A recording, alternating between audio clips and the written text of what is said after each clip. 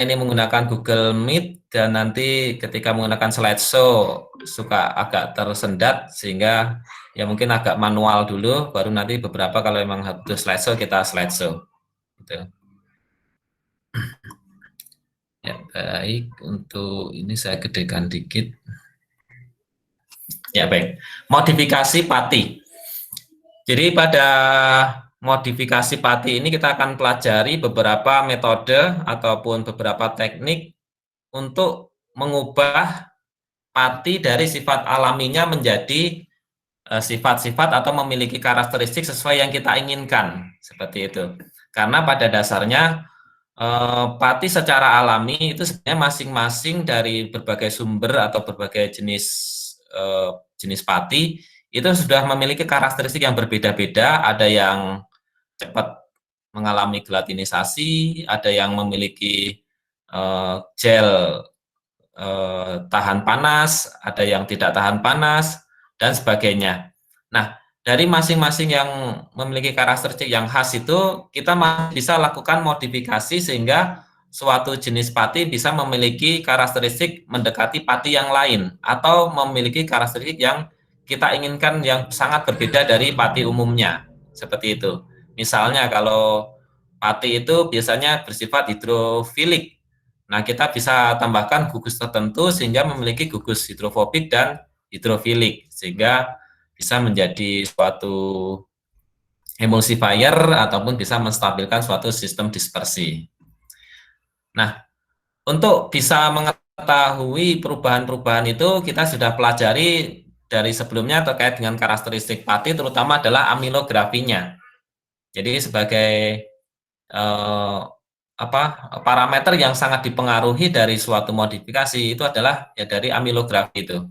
Dari amilografi akan kelihatan berapa suhu gelatinisasinya, berapa breakdown viscosity-nya, atau viskositas pasta panasnya, kemudian ketika didinginkan bagaimana, nah itu. Sehingga berbagai modifikasi pati nanti akhirnya biasanya tidak jauh-jauh dengan melihat pola amilografinya. Selain nanti mungkin beberapa karakteristik yang lain, misalnya untuk kristalinitasnya seperti apa, nah nanti bisa dilihat dengan X-ray diffraction. Kemudian terkait dengan bagaimana morfologi granulanya, apakah mengalami keretakan ataupun mengalami pembengkakan dan sebagainya, nah nanti bisa dilihat dengan scanning elektron mikroskop dan seterusnya. Nah, modifikasi ini nanti ada beberapa jenis, nanti akan kita kenalkan mulai dari modifikasi yang paling sederhana, artinya menggunakan modifikasi fisik. Modifikasi secara fisik itu relatif sederhana, mudah, tetapi biasanya hasil yang diperoleh ya perubahannya mungkin tidak se ekstrim kalau menggunakan modifikasi kimia. Karena kalau modifikasi kimia itu kita menambahkan gugus-gugus tertentu sehingga sifat alami dari pati itu akan sangat jauh berubah, biasanya seperti itu. Tapi meskipun demikian, modifikasi fisik itu memiliki kelebihan karena dia tidak menggunakan reagen kimia sehingga ya limbahnya aman atau tidak menghasilkan limbah gitu. Dan pengoperasiannya mudah gitu. Tergantung kebutuhannya nanti apakah harus menggunakan modifikasi fisik saja atau memerlukan kimiawi, tergantung kebutuhannya. Artinya seberapa yang mau diubah ataupun karakteristik tersebut untuk berubah. Kemudian ada lagi nanti enzimatis. Yang enzimatis nanti akan kita bahas sebenarnya lebih banyak untuk minggu depan ya, terkait dengan teknologi pengolahan dari pati menjadi gula ataupun teknologi pengolahan gula gitu. Karena dari pati nanti bisa dihidrolisis secara enzimatis itu menjadi gula, terutama gula glukosa. Nah, kalau nanti dimodifikasi dengan enzimatis lebih lanjut dengan enzim yang spesifik, bisa dari glukosa diubah menjadi fruktosa, sehingga kita bisa memperoleh sirup glukosa ataupun sirup fruktosa yang nanti aplikasinya sangat banyak untuk berbagai industri kimia maupun industri pangan gitu. Nah, ini sekilas saya berikan dulu sebelum masuk ke modifikasi beberapa gambaran terkait dengan karakteristik dari suatu pati ataupun granula pati. Setiap pati memiliki karakteristik terutama dari polimorfnya, ada yang sifatnya amorf, ada yang sifatnya kristalin. Kemudian Nah, ini sekilas dari ini yang A ini pati-padian, yang B ini dari umbi-umbian. Disebutkan di awal bahwa umbi-umbian itu relatif renggang tipe patinya, struktur dalam granulannya. Sehingga pati umbi-umbian lebih cepat matang daripada biji-bijian ataupun padi-padian ataupun serealia. Namun demikian, karakteristik ini nanti bisa diubah sesuai dengan keinginan kita. Nah, ini misalnya pati sagu ya. Ini kalau pati sagu ini dari batang sagu. Nah, itu granulanya gede-gede sehingga pati sagu ini sangat mudah mengalami gelatinisasi. Artinya suhu gelatinisasinya rendah dan granulanya cepat sekali untuk membengkak. Seperti itu. Nah, berbeda dengan jagung yang partikel granulanya kecil-kecil sehingga ini relatif lebih sulit mengalami gelatinisasi. Sehingga nanti biasanya yang sulit mengalami gelatinisasi itu biasanya adalah cenderung tahan panas.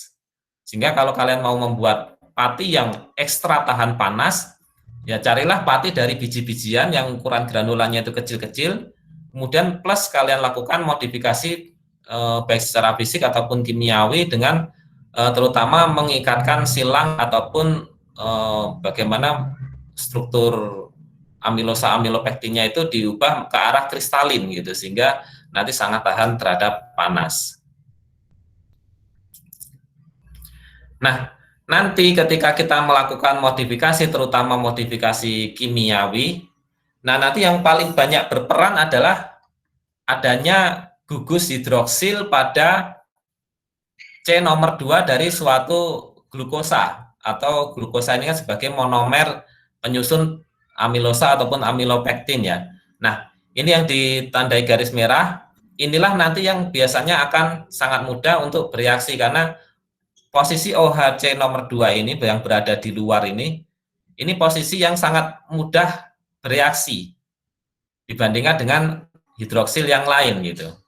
Sehingga dalam modifikasi kimiawi nanti ini sangat berperan untuk ditambahkan gugus-gugus tertentu, apakah gugus oktanil succinat, apakah gugus fosfooksiklorid sehingga membentuk ikatan silang antara C nomor 2 ini dan seterusnya.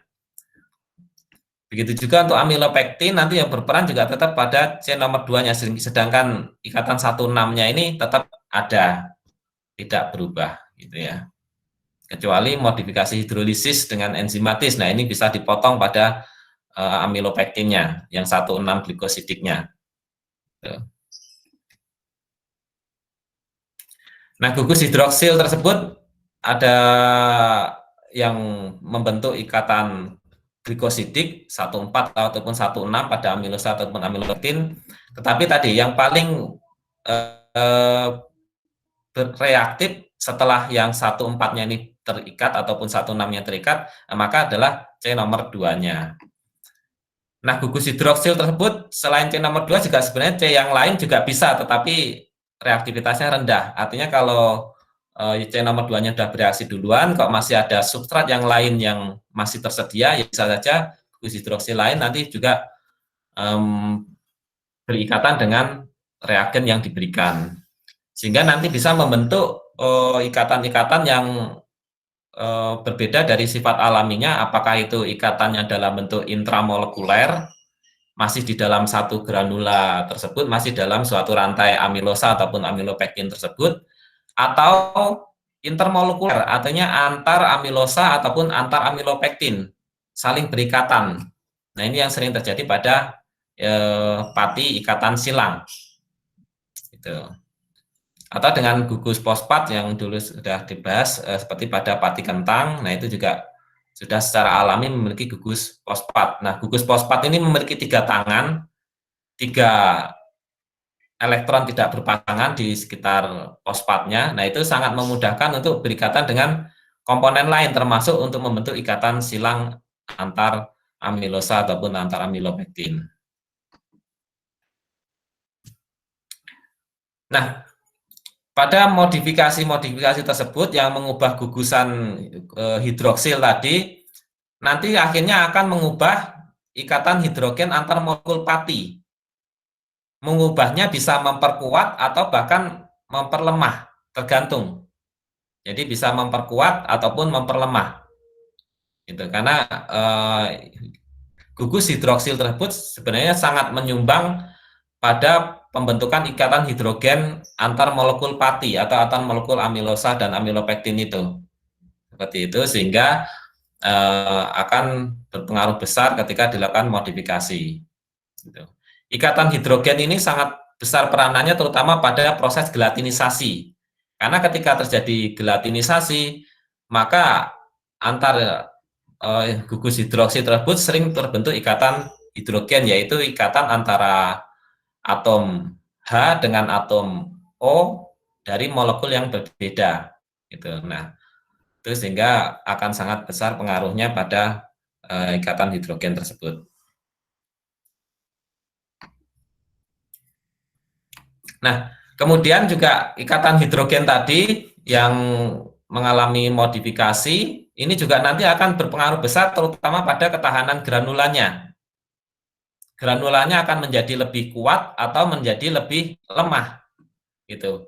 Biasanya ketika gugus hidroksilnya itu diganti dengan gugus-gugus yang polivalen ataupun garam-garam polivalensi, nah itu maka akan membentuk ikatan silang dan sehingga ketahanan granula akan menjadi sangat kuat.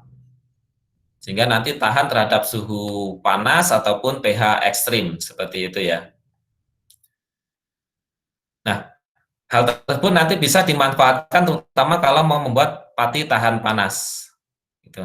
Akan berbeda kalau kita mau membuat pati yang mudah mengalami gelatinisasi ataupun tidak tahan panas. Artinya baru dipanaskan sedikit udah menggelembung dan kemudian pecah, mengalami gelatinisasi. Nah, itu biasanya kita lakukan dengan eh, bukan penambahan gugus, tetapi biasanya justru sedikit pemecahan pada granula-granula dari ataupun rantai-rantai amilosa amilopektin secara parsial. Gitu. Jadi perusakan secara parsial yang menyebabkan nanti akhirnya granula itu menjadi sangat amorf dan sehingga nanti air mudah mempenetrasi ke dalam dan granula cepat sekali untuk membengkak.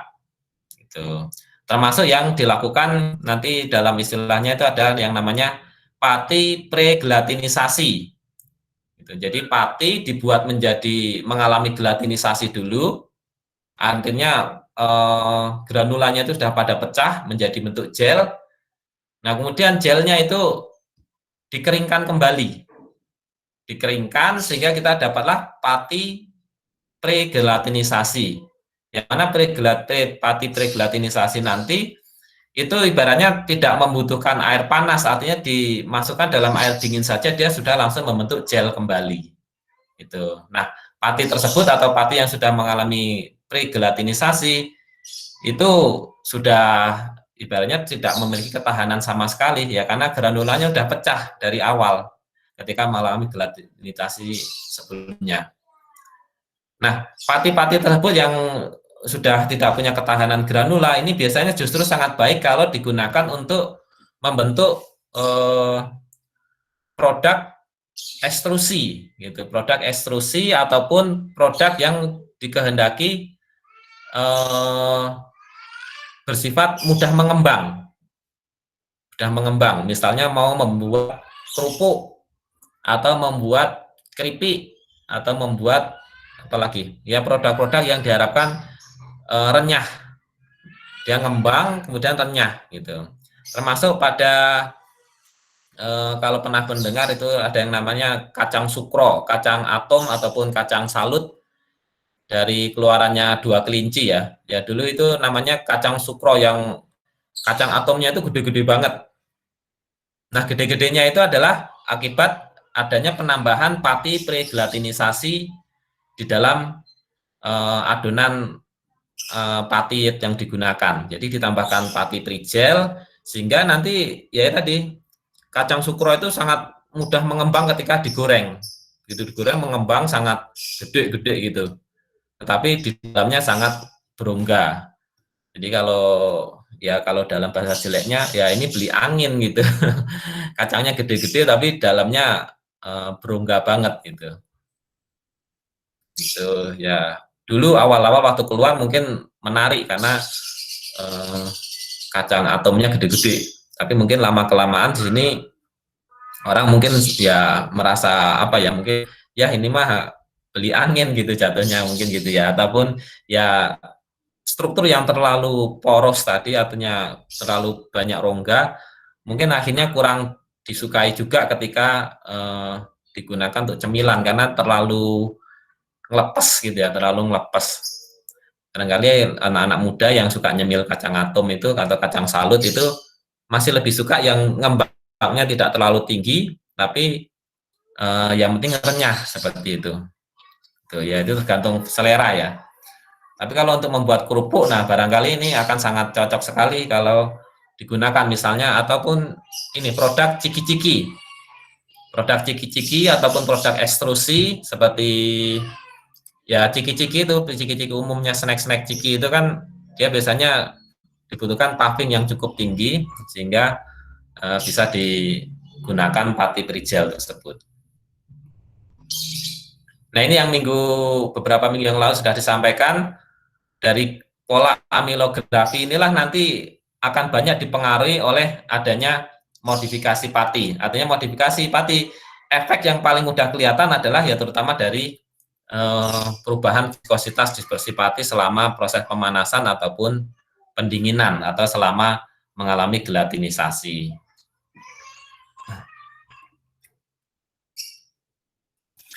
Nah, sekarang kita masuk untuk yang metode pertama terkait dengan modifikasi fisik hidrotermal, yaitu modifikasi fisik yang paling sering digunakan ketika kita mau memodifikasi pati untuk mendapatkan pati yang tahan panas. Nah, ini dipancing dengan yang namanya hidrotermal, artinya diberi perlakuan panas di awal supaya nanti akhirnya dia tahan panas. Gitu. Ini ibaratnya mirip kayak orang divaksin itu ya. Divaksin itu sejenis diberi apa ya kayak sejenis penyakit tapi yang sudah dilemahkan untuk memancing kekuatannya gitu. Gitu ya. Nah, beberapa modifikasi pati terkait dengan hidrotermal nanti ada beberapa macam. Yang cukup populer itu adalah nanti ada kita sebut sebagai sebentar. Oh ini keselip ya. Oke, yang hidrotermal ini nanti ada yang paling cukup populer itu adalah melalui modifikasi HMT atau kita sebut sebagai heat moisture treatment, dan yang kedua adalah annealing, modifikasi annealing. Nanti akan kita bahas terkait dengan HMT dan annealing itu, termasuk perbedaannya di mana itu. Nah, selain modifikasi fisik juga ada yang namanya modifikasi fermentasi, baik fermentasi spontan ataupun fermentasi yang disengaja. Ini yang sering digunakan untuk memperbaiki karakteristik pati dengan cara yang cukup mudah, yaitu ya sumber pati misalnya singkong itu dibiarkan aja di dalam di udara terbuka, kemudian dia akan mengalami fermentasi seperti pada pembuatan gaplek ataupun gatot yang nanti bisa digunakan untuk membuat tiwul untuk gapleknya ya. Sedangkan kalau gatot ya nanti yang namanya juga tersendiri yaitu gatot. Ada yang pernah konsumsi tiwul ataupun gatot? Ada? Saya belum, Mbak. Belum. Belum, Pak. Saya belum, itu Pak. nanti kalau pas main ke Jogja, terutama di daerah Wonosari ya, Gunung Kidul, nah itu banyak di sana.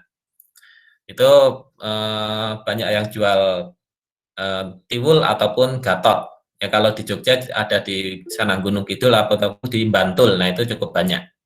Tuh, karena itu makanan ya kalau dulu orang bilang itu makanannya apa ya, menengah ke bawah lah gitu. Dulu seperti itu. Tapi kalau sekarang ya sudah tidak lagi seperti itu karena justru ternyata ya gatot ataupun tiwul tersebut ternyata memiliki manfaat yang besar pada kesehatan pencernaan kita gitu.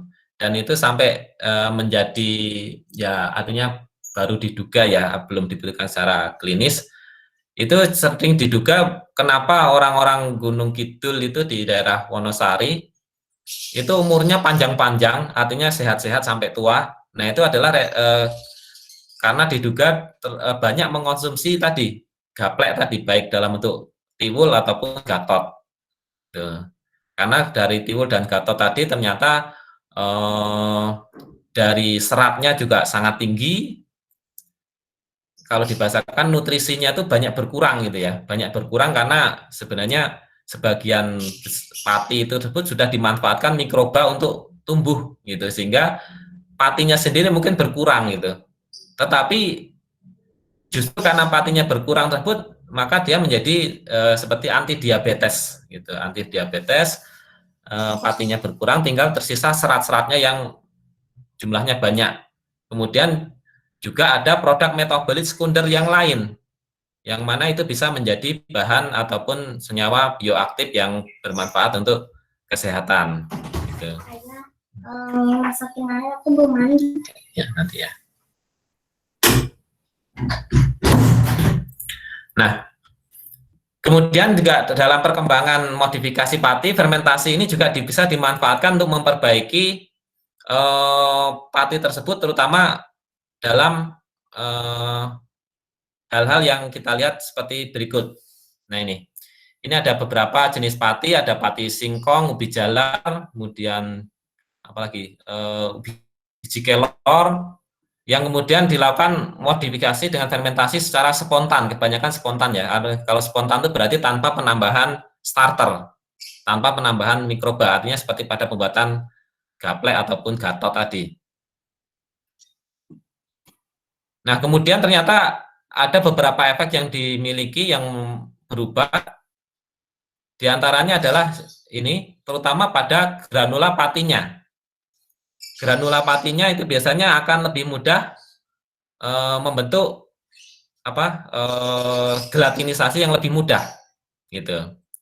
Gelatinisasi akan cenderung lebih mudah karena apa? Ya tadi karena beberapa rantai amilosa dan amilopektin itu sudah terdegradasi secara parsial, gitu, sehingga nanti granula patinya sudah tidak utuh lagi. Biasanya seperti itu, ada yang berongga, ada yang membentuk suatu celah tertentu sehingga air nanti akan mudah masuk dan di sana akan memudahkan untuk mengalami gelatinisasi gitu. Itu yang paling sering, sehingga pati-pati modifikasi fermentasi ini sering dimanfaatkan nanti untuk pada pembuatan kue-kue yang berupa adonan, kue-kue yang melalui proses pembentukan adonan. Seperti mau membuat misalnya donat, mau membuat roti, mau membuat brownies misalnya, kue bolu dan seterusnya. Yang pada prinsipnya biasanya menggunakan terigu yang kemudian dibuat adonan dengan air dan campuran bahan lain seperti telur dan lain-lain. Nah, tepung-tepung ataupun pati yang mengalami modifikasi fermentasi ini nanti bisa memiliki karakteristik yang mengarah ke sana, mudah dibentuk adonan, karena tadi sudah mengalami degradasi parsial oleh adanya mikroba selama fermentasi, sehingga nanti adonannya bisa mengembang, kemudian teksturnya itu bisa menjadi lebih lembut, gitu. Itu yang sering dimanfaatkan, terutama ini yang berkembang pesat itu di daerah Jember. Daerah Jember itu ada namanya Prof. Bagio. Nah, itu yang beliau pelopor yang namanya mokaf. Mungkin pernah dengar ya, mokaf ya. Ada yang tahu mokaf apa kepanjangannya? Modified cassava flour, Pak. Ya, modified cassava flour. Gitu. Jadi artinya tepung singkong yang dimodifikasi secara fermentasi ini. Fermentasi terutama spontan karena mudah melakukannya. Gitu. Di fermentasi spontan selama 72 jam misalnya, atau selama 48 jam, maka dia akan nanti bisa dibuat adonan yang bagus, sehingga bisa dibuat menjadi kue-kue, brownies, roti dan lain-lain yang memiliki karakteristik dengan terigu, gitu. Artinya bisa menjadi substitut terigu untuk menggantikan terigu. Meskipun kalau digunakan untuk keseluruhan agak ada perbedaan, artinya tidak bisa tergantikan 100% ya terigu itu. Sehingga tapi setidaknya kita bisa mengurangi ketergantungan terigu supaya tidak 100%, misalnya 50% gitu kan sudah cukup baik ya, karena terigu kan juga memiliki gluten yang kurang baik kalau dikonsumsi terutama pada penderita itu apa autis. Nah, sehingga singkong ataupun tepung-tepung yang mengalami fermentasi spontan ini, nah ini bisa menjadi alternatif untuk ke sana, gitu ya. Itu terutama itu pada morfologi granulanya berubah menjadi lebih poros, menjadi berongga, dan dia lebih mudah mengikat air dan mudah mengalami gelatinisasi.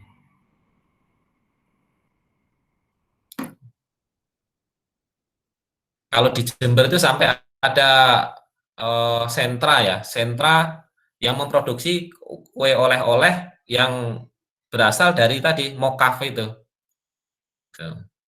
Dan itu akhirnya juga salah satunya juga yang ikut mendorong akhirnya ada program singkongisasi gitu, karena memang singkong tersebut ternyata ya secara produktivitas jauh lebih besar, kemudian tingkat keamanan untuk penderita diabetes dan seterusnya itu juga jauh lebih aman seperti itu, dan masih bisa dimodifikasi dengan berbagai macam teknik sehingga menjadi sangat luas fungsionalitinya.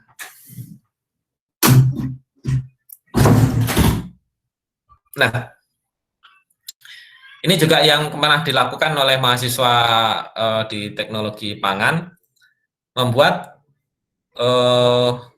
tepung ubi jalar terfermentasi gitu ya, dari 12 jam sampai 67 jam. Nah, itu ternyata juga bisa menghasilkan beberapa perbaikan karakteristik baik dari fasting properties ataupun dari tampilan.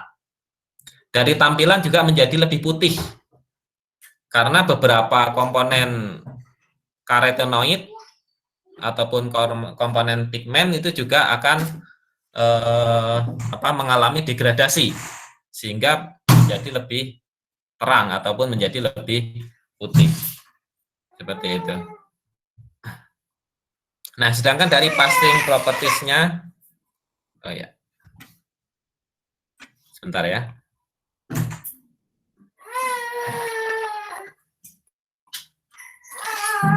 Ya, mohon.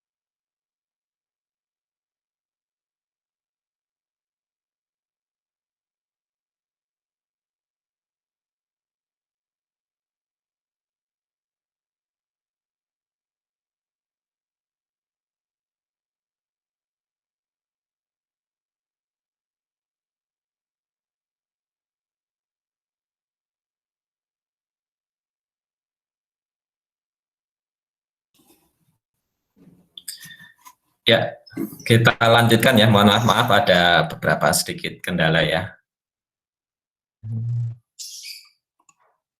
Sampai mana tadi? Untuk yang Oke, slide-nya masih kelihatan? Masih, Pak. Masih, Pak.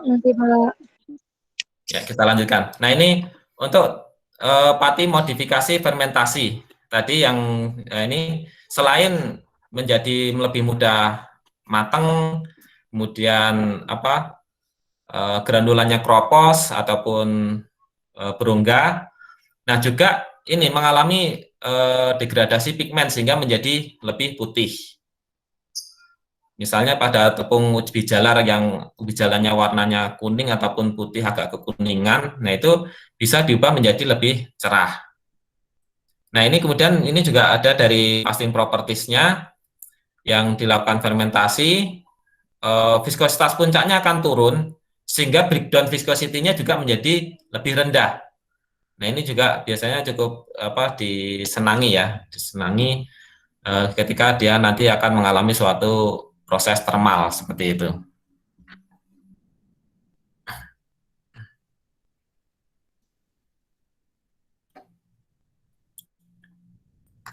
Nah, tadi terkait dengan fermentasi, barangkali ada pertanyaan sebelum dilanjutkan ke hidrotermal.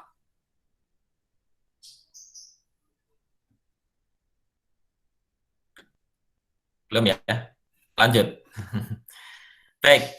Nah, berikut kemudian terkait dengan hidrotermal.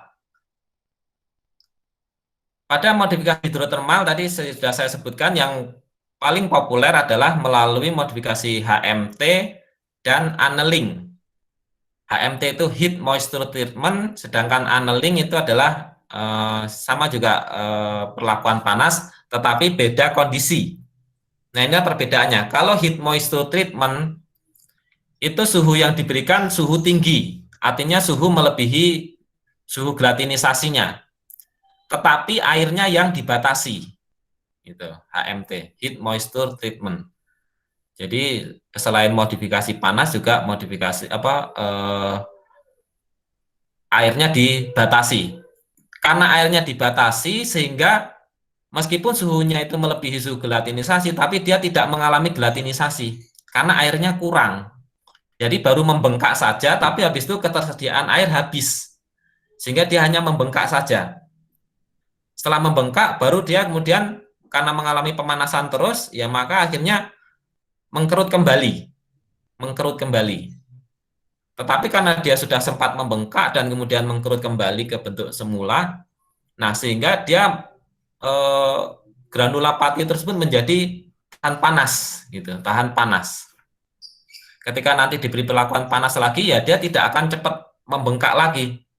Karena mungkin ya tadi seperti layaknya orang divaksin itu, jadi sudah pernah diberi kuman yang lemah, sehingga nanti kalau dapat kuman yang kuat, ya dia sudah bisa bertahan gitu sistem imunnya. Seperti itu, kurang lebih begitu. Sama halnya kayak ini ya istilah ya, kalau orang minum antibiotik tapi tidak dihabiskan. Nah, itu kan resikonya apa? Resikonya itu adalah kumannya nggak mati, jadi pas mendapatkan antibiotik itu hanya mungkin kejang-kejang ataupun pingsan lah seperti itu, tapi tidak mati. Dan kemudian dia karena antibiotiknya sudah habis, artinya belum nggak dikonsumsi semua, hanya sedikit. Kemudian yang baru tadi pingsan tadi akhirnya hidup lagi, dan itu ketika hidup lagi maka dia akan jauh lebih kuat. Gitu. Sama dengan ini kurang lebih analoginya seperti itu. Dia mendapatkan perlakuan panas, mau mengalami gelatinisasi untuk pecah. Tapi belum sampai pecah, ternyata ketersediaan air sudah habis, sehingga nggak jadi pecah. Nah, kemudian dikeringkan lagi, nah ini sehingga dia menjadi, nanti kalau mendapat perlakuan panas lagi, ada air, ya dia akan menjadi tidak cepat membengkak ataupun tidak cepat pecah. Gitu. Sedangkan kalau annealing, perbedaannya adalah, kalau annealing, airnya dibuat berlebih, tetapi suhu yang diberikan itu tidak lebih dari suhu gelatinisasinya. Kalau suhu gelatinisasi misalnya 70, ya annealing bisa digunakan misalnya suhunya hanya 50. Gitu. Jadi dia menyerap air, karena airnya kan banyak, waktu kemudian dipanaskan, dia membengkak, tapi membengkaknya terhenti karena tadi suhunya nggak nyampe suhu gelatinisasi. Gitu. Nah, ini juga akan mengakibatkan pati tersebut menjadi tahan panas, gitu. Tetapi efektivitasnya seberapa efektif untuk lebih kuatnya. Nah, kalau dari beberapa penelitian nanti bisa diketahui bahwa HMT itu akan jauh lebih efektif daripada yang annealing. Meskipun annealing juga bisa memberikan efek ke sana, tapi signifikansinya itu lebih signifikan yang HMT. Gitu ya. Nah, beberapa sifat yang diubah atau dipengaruhi oleh modifikasi hidrotermal diantaranya adalah mulai dari sifat fungsionalnya ataupun functionality properties-nya, yaitu diantaranya adalah swelling power dan kelarutan. Ketika mengalami hidrotermal, maka dia swelling power dan kelarutannya menjadi lebih rendah. Karena apa ya tadi? Karena udah sempat mengalami pembengkakan, kemudian mengkerut kembali, sehingga dia tidak mudah membengkak lagi. Artinya dia tidak mudah mengalami gelatinisasi lagi, atau di sini swelling powernya menjadi menurun, dan kelarutannya juga menurun karena tidak mudah mengalami gelatinisasi. Gitu. Modifikasi HMT lebih signifikan mempengaruhi daripada annealing, gitu ya. Dan di sini yang paling berpengaruh dalam memodifikasi ini adalah perlakuan suhu dan kadar airnya. Kadar airnya kan misalnya tadi kalau HMT itu kan terbatas, apakah dibuat 30%, dibuat 30% atau 20% ataupun 40%, yang penting terbatas.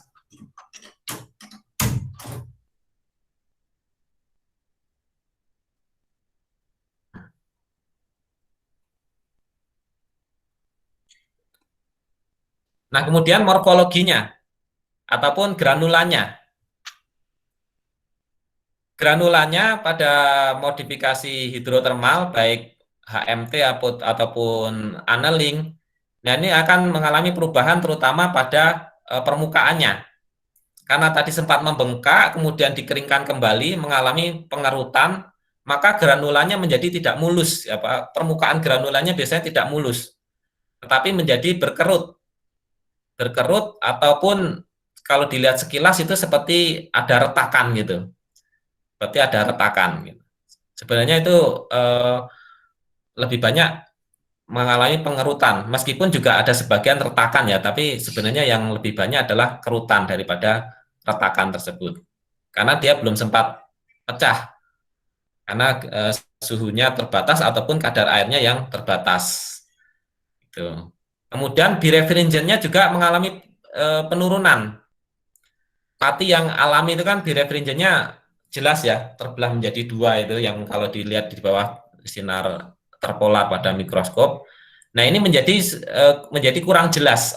Karena apa ya? Tadi sempat mengalami pembengkakan tadi. Karena ketika begitu membengkak, itu birefringent itu mulai pudar seperti itu.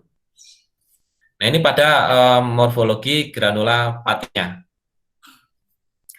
Meskipun ya kalau dilihat sekilas itu granulanya ya masih utuh gitu ya. Tapi kalau dilihat di mikroskop elektron, nah itu akan kelihatan itu kerutan ataupun sedikit retakan pada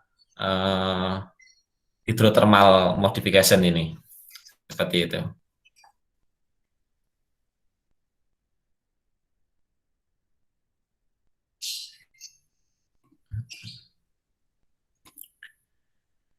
Nah, ini masih lanjutan dari morfologinya.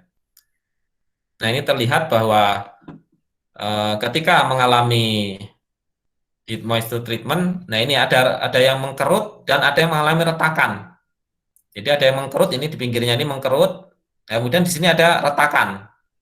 Jadi bisa mengkerut dan retakan, itu bisa terjadi pada heat moisture treatment ini. Sedangkan kalau annealing, dia sedikit mengkerut aja, tapi signifikansi hasilnya tadi memang tidak terlalu jelas. Nah, dual modification juga akan berpengaruh, tetapi kerutan dan retakannya ini ya terlihat lebih jelas daripada hanya sekedar annealing. Tapi kalau dibandingkan dengan HMT, nah ini retakannya lebih banyak HMT, gitu. Retakannya lebih banyak HMT karena mungkin kalau annealing itu kan karena nanti ada penambahan air dalam jumlah banyak, retakan ini mungkin bisa sedikit mungkin tertahan seperti itu.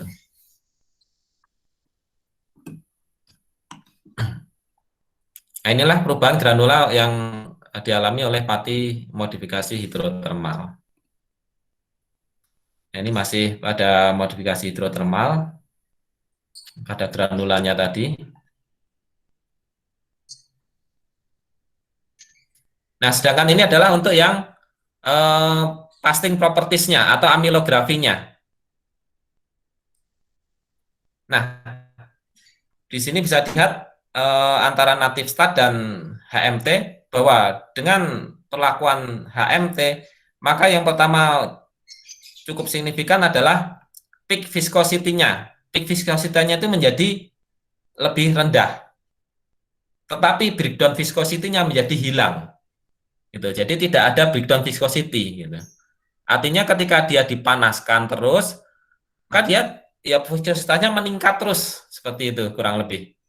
Meningkat terus. Nah ini, meningkat terus. Sedangkan kalau annealing, ya dia breakdown viscosity-nya mengalami penurunan, tetapi penurunannya ini masih ada gitu. Artinya breakdown viscosity-nya masih ada, tetapi lebih baik daripada alaminya.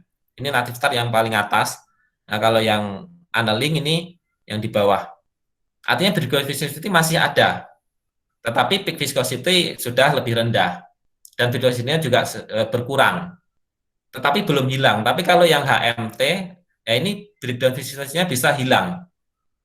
Artinya yang HMT ini akan menyebabkan dia sangat tahan panas. Artinya dipanaskan terus-terusan, viscosity-nya tidak turun sama sekali, tapi naik terus. Bahkan ya baik dipanaskan maupun didinginkan, ya dia naik terus gitu. Seperti itu. Itulah perubahan pada amilografi yang sangat signifikan pada heat moisture treatment dibandingkan yang annealing. Gitu. Sebenarnya ada satu lagi modifikasi yang kadang dilakukan untuk hidrotermal ini yang kita sebut sebagai dual retrogradation. Dual retrogradation itu dia dibuat menjadi gelatinisasi, kemudian dibuat menjadi dia dilakukan pendinginan berulang. Pendinginan berulang. Jadi bukan pemanasannya yang diutamakan, tapi pendinginannya. Nah, pendinginan itu akan menyebabkan struktur kristalin akan lebih kuat. Seperti itu, sehingga diharapkan kemampuan dia untuk menahan panas akan lebih bagus. Seperti itu. Dual retrogradation itu juga ada dilakukan, tetapi hasilnya tidak seefektif moisture treatment. Gitu. Kalau dual retrogradation, ternyata nanti efeknya justru lebih banyak pada pembentukan resistance start, yaitu untuk membentuk pati yang sulit dicerna oleh enzim lipase karena membentuk struktur kristalin yang kuat tadi. Struktur kristalin yang kuat itu sehingga amilase itu sulit menembus, sehingga pati tersebut ya tidak bisa dicerna, tidak bisa dihidrolisis amilase. Itu yang kita sebut sebagai resistance start. Nah itu kalau resistance start karena dia tahan cerna sehingga juga sifatnya nanti mirip dengan prebiotik itu ya yang bisa menjadi makanan untuk bakteri baik di dalam saluran pencernaan.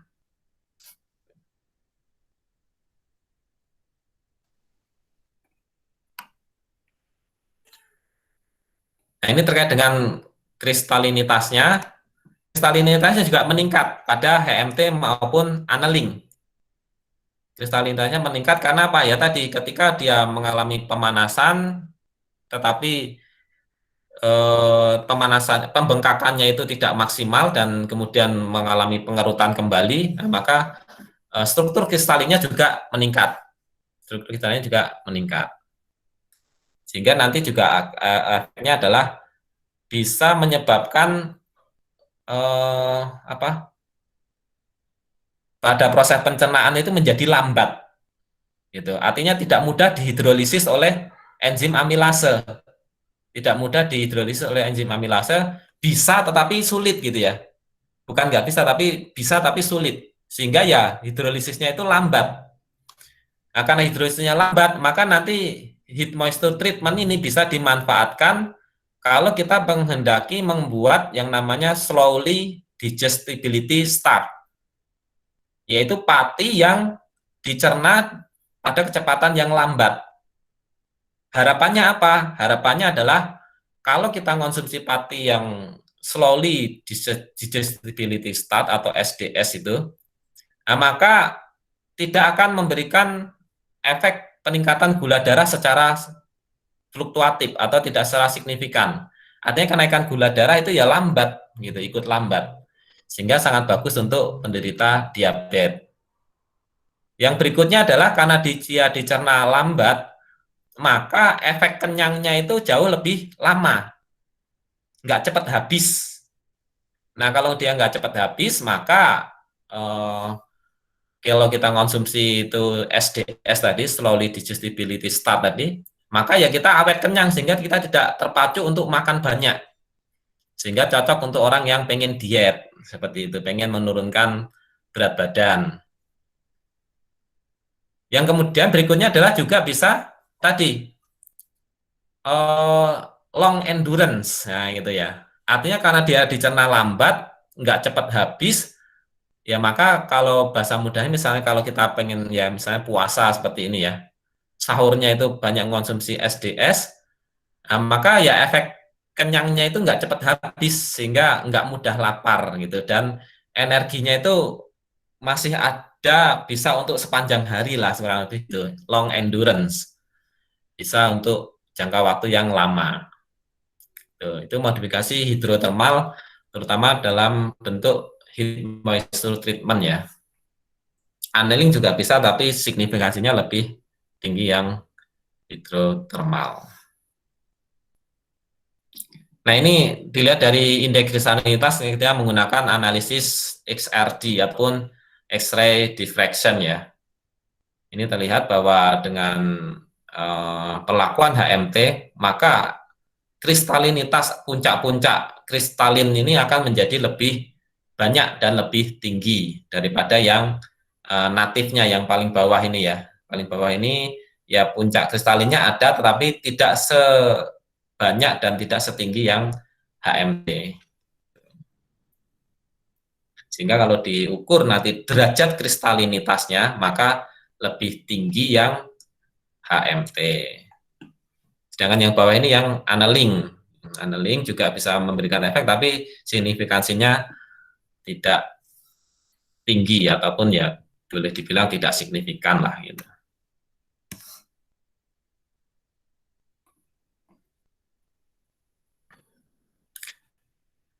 Oke, ini yang kaitannya dengan thermal property saya kira sudah disampaikan tadi. Nah, berikutnya kita masuk ke modifikasi kimiawi. Sebelum masuk ke kimiawi, barangkali ada pertanyaan, boleh disampaikan. Ya, silakan kalau ada terkait dengan tadi terutama modifikasi hidrotermal.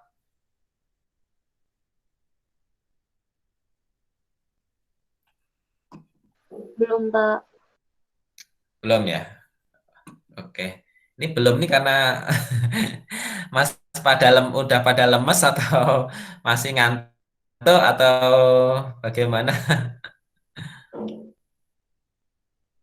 Ya ya, mudah-mudahan tetap fokus ya, tetap konsentrasi, tetap bisa uh, apa memahami materi yang diberikan gitu ya.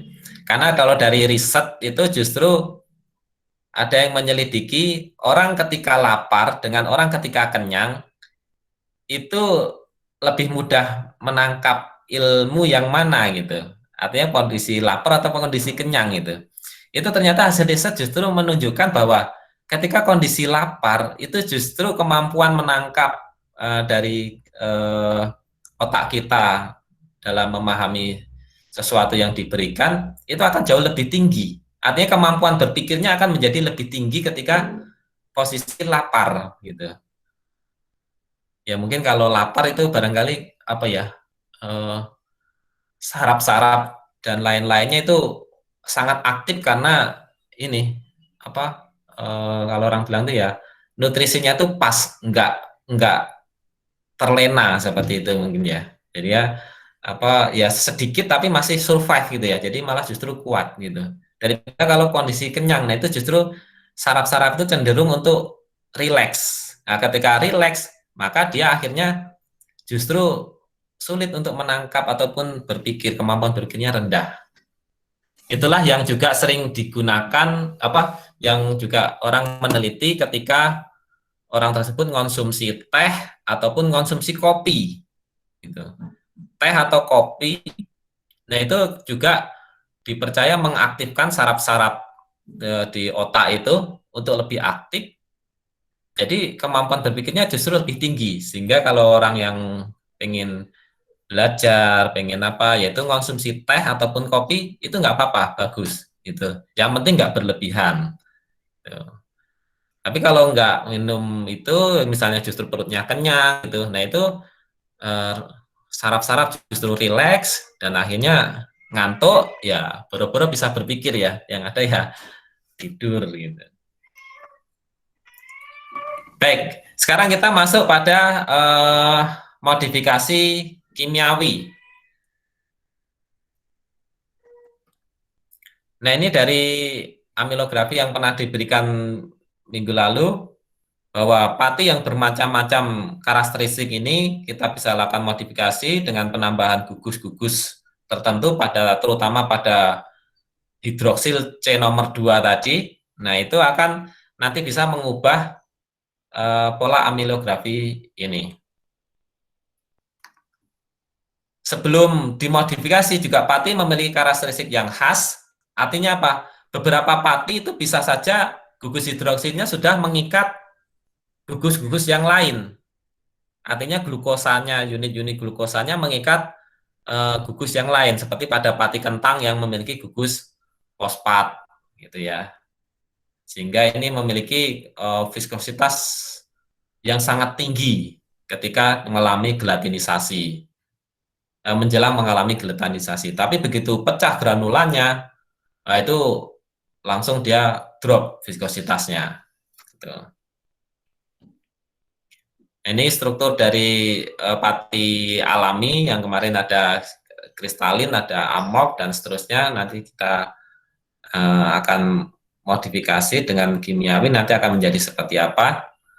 Nah, ini yang modifikasi kimiawi alami, artinya secara alami sudah termodifikasi gitu ya, walaupun apa ya, ya kalau kalimatnya agak sulit ya, secara alami sudah termodifikasi gitu, atau modifikasi alami. Ya, artinya maksudnya adalah karena pati itu kan harusnya amilosa dan amilopektinnya itu kan hanya tersusun oleh unit-unit glukosa. Harusnya kan begitu. Tapi ternyata secara alami ada yang tidak demikian, sudah menggandeng gugus yang lain. Ya, tadi ya. Seperti fosfat pada pati kentang, kemudian pada ganyong itu juga ada yang mengandung fosfat, ada yang mengandung Ca. Sehingga memiliki ikatan silang secara otomatis, sehingga pati ganyong ini relatif ya nanti bisa apa sudah memiliki pati ikatan silang secara otomatis. Pada pati pisang juga ada pati ikatan silangnya meskipun tidak banyak. Kemudian pada glukomanan, nah ini juga mudah memiliki gugus asetil glukomanan, tapi kalau glukomanan sebenarnya bukan pati ya, ini hidrokoloid yang lain gitu, yang sekarang lagi ngetren, yang banyak terdapat pada konjak ataupun iles-iles gitu ya, yang ternyata memiliki efek kesehatan yang bagus, sehingga sekarang lagi rame-rame sering dikonsumsi untuk meningkatkan, memperbaiki kesehatan.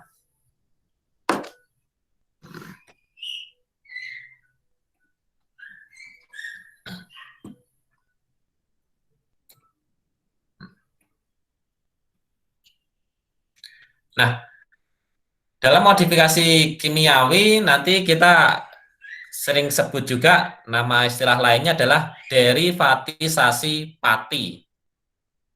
Atau dalam hal ini adalah memodifikasi dengan cara mengubah struktur kimia beberapa satuan glukosa ataupun beberapa monomer dalam molekul pati tersebut.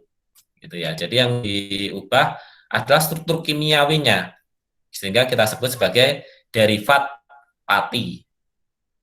Artinya glukosanya sudah bukan glukosa lagi karena mengikat gugus yang lain gitu. Jadi menjadi seperti senyawa turunan pati. Nah, ini nanti bisa melalui yang namanya oksidasi, esterifikasi, dan eterifikasi. Nah, ini yang cukup populer pada modifikasi kimiawi atau dalam derivatisasi pati ini. Bisa melalui oksidasi, esterifikasi, atau eterifikasi. Jadi beda ya. Kalau ester ini pada asam karboksilat, kalau eter ini pada gugus aldehid ataupun keton, terutama pada keton gitu ya, strukturnya.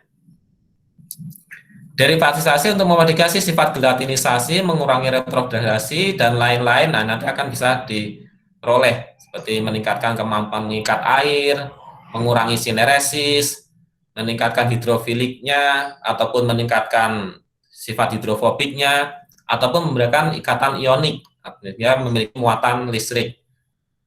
Kemudian pati tersebut akhirnya nanti bisa dimanfaatkan baik sebagai pengental, pembentuk gel, perekat, pembentukan film dan lain-lain, menjadi edible film dan seterusnya.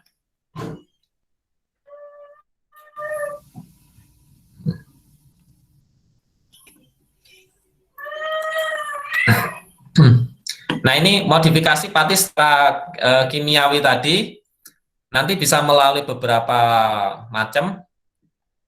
Di antaranya tadi yang cukup populer adalah cross-linking antara rantai amilosa ataupun amilopektin saling dijembatani oleh garam polivalen sehingga saling berikatan membentuk struktur yang lebih kompak dan saling menguatkan. Gitu.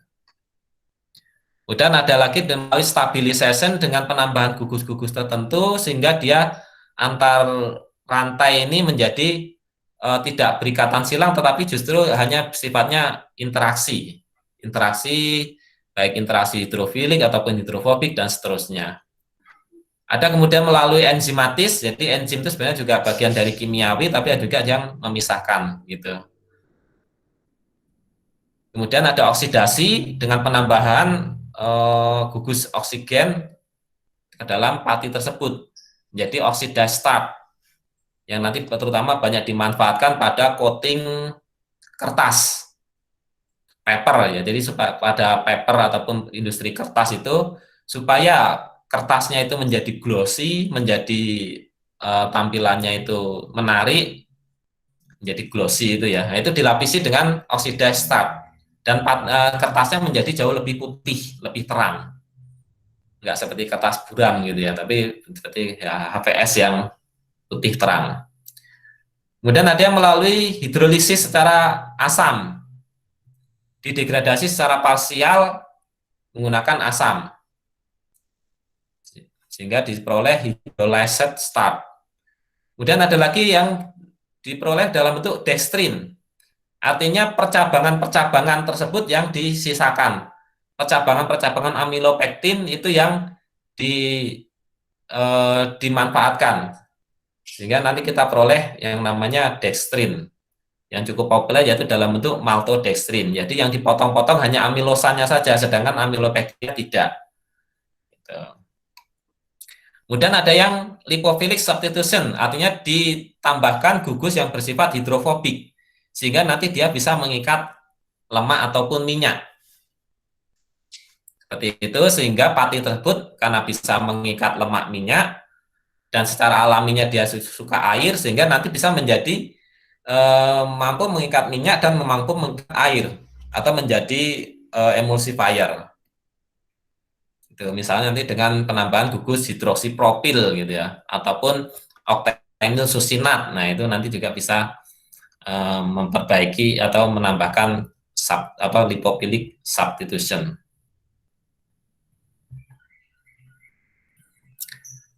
Nah, ini skema sederhananya pada proses modifikasi kimiawi. Setelah sederhana modifikasi kimiawi, kita membutuhkan yang namanya tangki untuk membuat selari. Selari ini merupakan suatu campuran antara pati dengan air. Pati dengan air yang dibuat menjadi seluri. Airnya berlebih, jadi seperti itu ya. Ya seperti larutan pati, tapi sebenarnya bukan larutan karena pati tersebut kan sebenarnya tidak larut ya, tidak larut, hanya berinteraksi dengan air dengan mudah, tetapi tidak larut. Bukti tidak larut adalah kalau didiamkan nanti dia akan ngendap, air di atasnya menjadi bening kembali dan bagian bawah menjadi ya padatan pati. Itu artinya berarti dia tidak larut, sehingga kita sebut sebagai selari atau seluri. Barulah kemudian bahkan chemical reagennya, apakah itu asam, apakah basa, propilen oxide, tergantung ya tadi modifikasinya mau modifikasi apa. Artinya modifikasi yang dilakukan ini umumnya adalah modifikasi secara basah. Meskipun nanti juga ada yang modifikasi secara kering ya, terutama kalau menggunakan gas. Misalnya gas ozon untuk mengoksidasi pati. Nah, itu bisa dilakukan secara kering. Meskipun juga yang secara basah tetap ada. Karena metode secara basah ini dianggap sangat efektif.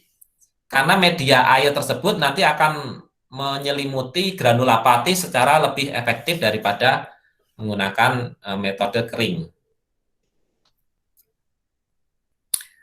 Nah, setelah ditambahkan reagen, kemudian dia istilahnya direaksikan. Setelah direaksikan, maka kemudian sudah terbentuk modifikasi pati. Nah, cairannya dipisahkan dari patinya, apakah dengan pengendapan ataupun menggunakan sentrifuge. Kalau menggunakan sentrifuge tentu akan lebih cepat daripada dengan pengendapan. Airnya yang mengandung sisa reagen dibuang, diperolehlah padatan dari pati modifikasi. Pati modifikasi itu kemudian nanti perlu dicuci beberapa kali untuk memastikan sisa-sisa reagen kimia supaya tidak tertinggal di dalamnya.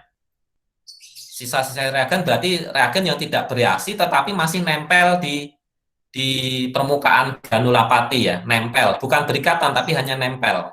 Nah, itu perlu dicuci dengan air bersih secara beberapa kali, bisa 2 kali, bisa 3 kali ya, sampai benar-benar nanti residu chemicalnya itu hilang atau tidak melebihi batas yang ditetapkan.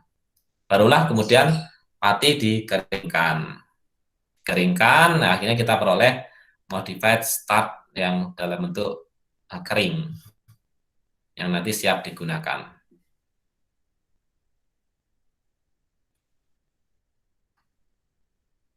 Nah, pada modifikasi kimia, untuk melihat keberhasilannya modifikasi tersebut, nanti dilihat dari beberapa parameter. Baik parameter functional properties-nya, physicochemical properties-nya, ataupun dari yang awal yaitu adalah yang kita lihat yaitu biasanya dalam bentuk degree of substitution, atau di sini sering disebut sebagai level of substitution, yang mana di dalamnya ada DS yaitu degree of substitution dan MS molar of substitution. Artinya berapa komponen chemical yang bisa masuk terikat di dalam granula pati tersebut, dalam molekul pati tersebut. Berapa banyak gitu. Kalau degree of substitution nanti berdasarkan pada berapa gugus hidroksil yang bisa diisi oleh komponen ataupun reagen kimia tersebut yang berikatan dengan reagen kimia tersebut. Sedangkan kalau molar substitution nanti katanya berapa mol dari setiap molekul pati tersebut yang disubstitusi atau diikat oleh reagen kimiawinya. Jadi bisa berdasarkan dari degree of substitution dari gugus hidroksilnya tadi atau dari molar. Kalau molar ini berarti molekul panjangnya. Satu molekul pati itu bisa mengikat banyak reagen kimiawinya. Karena nanti kan bisa terikat pada setiap gugus hidroksil tadi, dan itu kan kalau molekul kan gede ya, panjang ya. Seperti itu.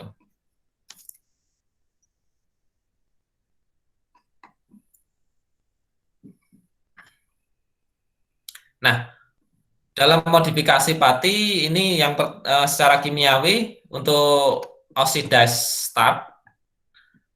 Nah, ini kita bisa menggunakan asam ataupun alkalin dalam suasananya untuk proses oksidasi ini. Ataupun netral, itu juga bisa. Tetapi kondisi-kondisi asam, alkalin, ataupun netral, ini tentu nanti akan mempengaruhi kecepatan reaksinya. Ada beberapa reagen oksidator itu sangat aktif ketika berada pada suasana asam. Tapi ada juga yang tidak. Artinya posisi netral pun dia sudah sangat cepat, sehingga nanti Ya, tergantung kebutuhannya atau reagennya seperti apa, gitu ya.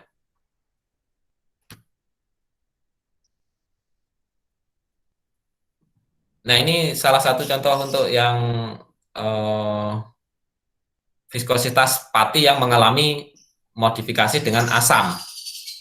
Ketika menggunakan modifikasi asam, nah ini dilihat bahwa sour start itu memiliki viskositas puncak yang lebih rendah, breakdown viskositas juga lebih rendah, rekordsasi juga lebih rendah. Karena ya kondisi asam itu barangkali akan sedikit mendegradasi beberapa polimer dari amilosa ataupun amilopektin. Karena kan asam itu bisa tadi menghidrolisis secara acidity ya. Sehingga mungkin beberapa akan terpotong menjadi lebih sederhana sehingga viskositasnya akan menjadi lebih rendah. Kemudian yang untuk pati esterifikasi ini yang cukup populer juga melalui modifikasi asetilasi dengan penambahan gugus asetil menggunakan bisa menggunakan asam asetat ataupun ya gugus asetil yang lainnya. Gitu. Dilakukan pada suasana basah, ini ditambahkan gugus asetil, diperolehlah pati yang memiliki atau mengikat gugus asetil pada gugus hidrosil, terutama yang nomor 2 tadi ya, memiliki gugus asetil ini. Nah, gugus asetil ini nanti akan berubah menjadi seperti ini, menjadi dalam bentuk ion COO-. Nah, inilah bentuk stabilnya, yang mana ini nanti akan sangat mempengaruhi dari karakteristik pati yang dihasilkan. Gugus asetil ini nanti bisa juga bertindak menjadi seperti gugus ikatan silang atau cross-linking. Sehingga pati yang dihasilkan dari asetilasi biasanya juga nanti akan menjadi lebih tahan panas, tidak mudah mengalami gelatinisasi dan seterusnya. Meskipun asetilasi ini biasanya signifikansinya masih relatif lebih rendah daripada yang ikatan silang yang benar-benar ikatan silang sepenuhnya ya, yang terutama nanti menggunakan fosfor oksiklorid gitu.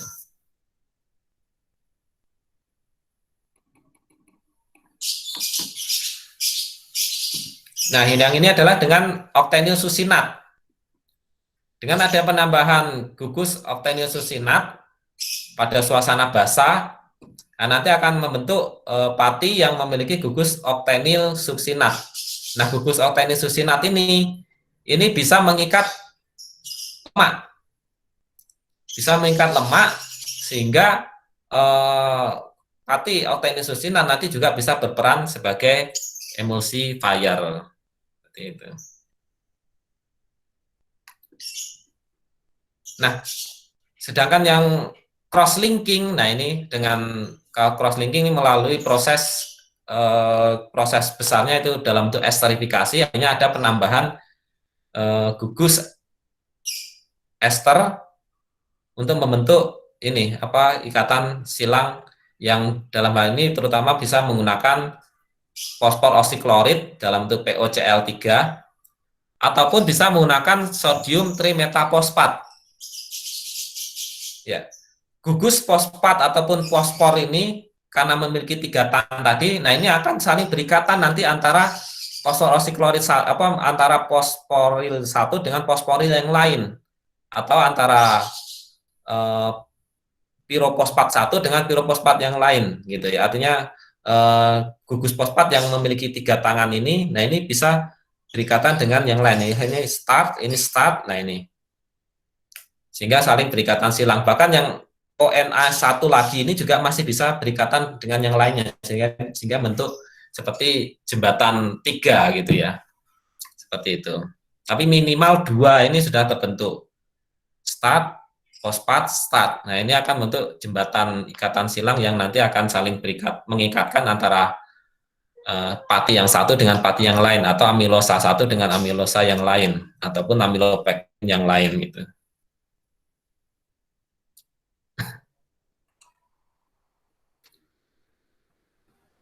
Ada juga yang dengan menambahkan epiklorohidin.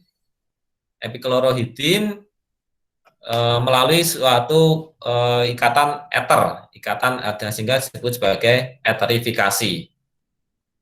Ini pati menambahkan epiklorohidrin akan bereaksi lebih lanjut dan seterusnya sampai akhirnya membentuk ikatan silang antara pati satu dengan pati yang lain yang dijembatani oleh epiklorohidrin tadi, seperti itu.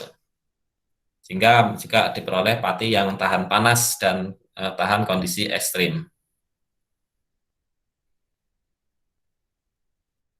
Oke, nah ini hidroksipropil yang tadi juga sempat disinggung. Ini pati asetat.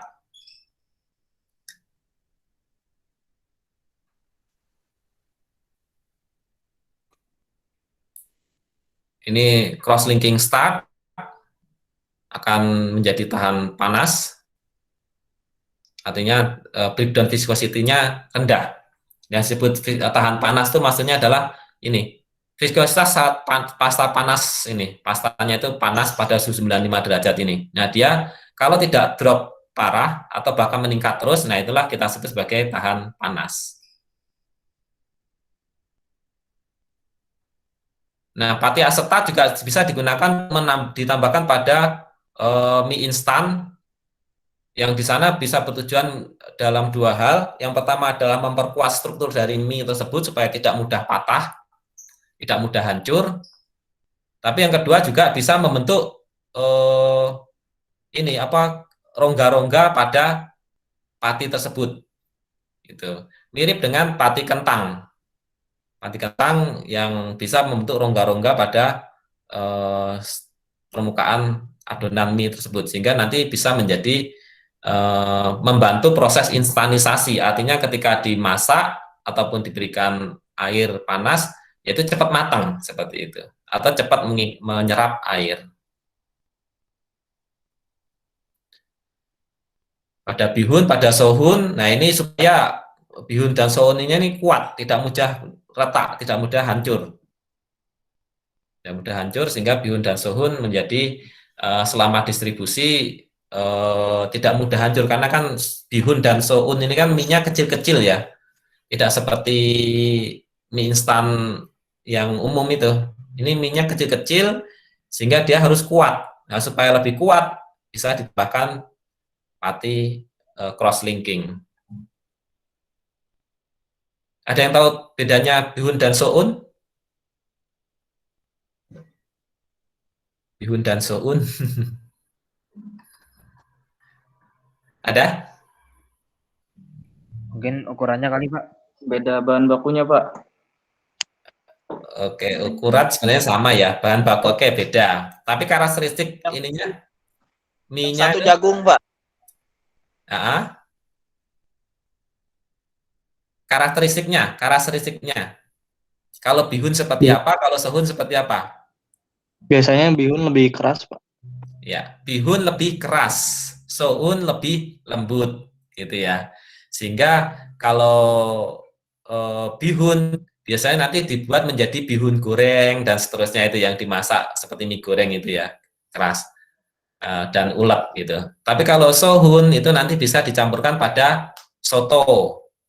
Soto yang harapannya itu ya, sotonya itu ada soun yang lembut gitu ya, lembut, mie putih yang lembut. Itu pada soto, atau itu sering digunakan soun.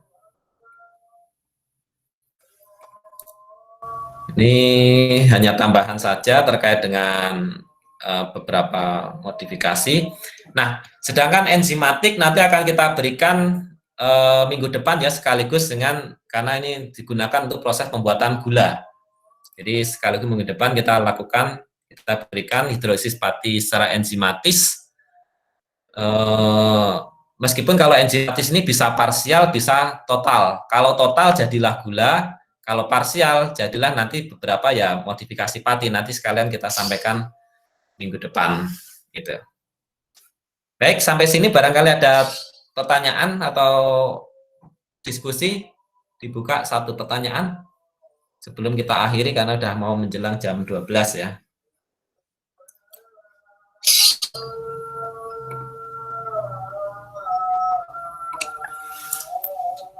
Oke. Nah, hidrolisis. Baik, kalau cukup ya saya kira kita cukupkan sekian dulu untuk kuliah hari ini. Untuk enzimatis kita berikan minggu depan ya untuk sekaligus pada modifikasi untuk menjadi gula. Kalau tidak ada pertanyaan lagi, saya kira kita cukupkan sekian dulu untuk kuliah hari ini. Jangan lupa untuk diisi absensinya di sistem SIAT supaya bisa terpenuhi semuanya. Kurang lebih saya mohon maaf yang sebesar-besarnya. Akhirul kalam. Assalamualaikum warahmatullahi wabarakatuh. Waalaikumsalam warahmatullahi wabarakatuh. Waalaikumsalam warahmatullahi wabarakatuh. Terima kasih, Pak. Nuhun, Pak. Oke, saya izin live ya. Terima kasih. Assalamualaikum. Waalaikumsalam. Waalaikumsalam. Waalaikumsalam.